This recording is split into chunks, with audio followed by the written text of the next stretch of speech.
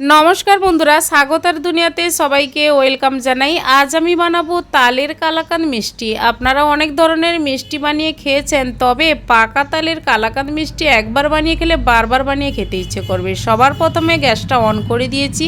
Nonstick কড়াইয়ের মধ্যে আমি দিয়ে দেব 1 লিটার আমুল দুধের প্যাকেট। আপনারা লিকুইড দুধ ব্যবহার করবেন।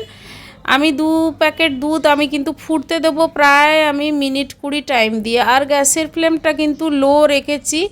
আস্তে আস্তে করে অনবরত নাড়তে হবে। দুধটা বেশ ঘন হয়ে এসেছে। তারপর আমি কিন্তু 2 চামচের মতো দুধ আমি একটা আলাদা বাটির মধ্যে তুলে রাখলাম।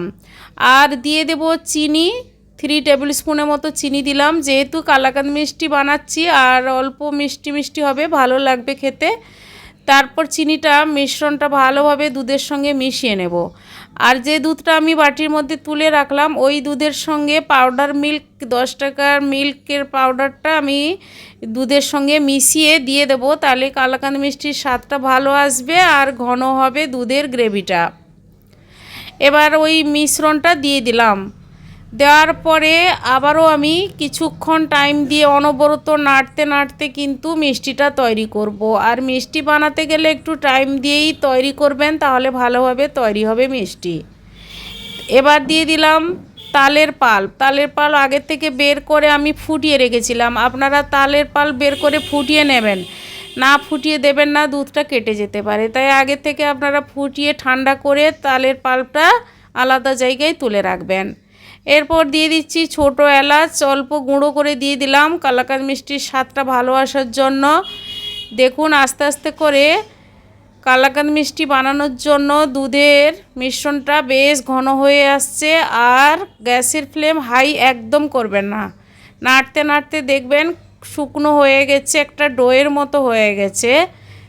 এরপর গ্যাসটা অফ করে একটা প্লেটের মধ্যে রেখে আমি চৌকো শেপ করে নেব। করে নিয়ে মিনিট 20 একটু নর্মাল ঠান্ডা করে নেব।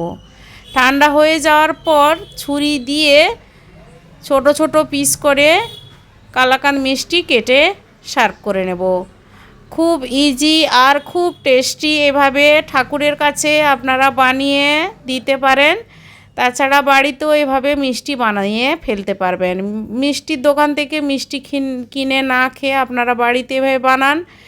আর সার্ভ করে নিচ্ছি প্লেটের ওপর। আর আমি ওপর থেকে পেস্তা ছোট ছোট করে টুকরো করে নিয়েছি, তারপর মিষ্টির ওপর দিয়ে সার্ভ করে নিচ্ছি।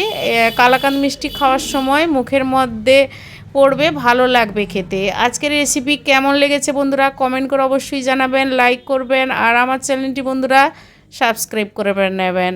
আপনাদের ভেঙে দেখাচ্ছি, দেখুন কত সুন্দরভাবে মিষ্টিটা তৈরি হয়েছে। আজ এই পর্যন্ত, সবাই ভালো থাকুন, ধন্যবাদ।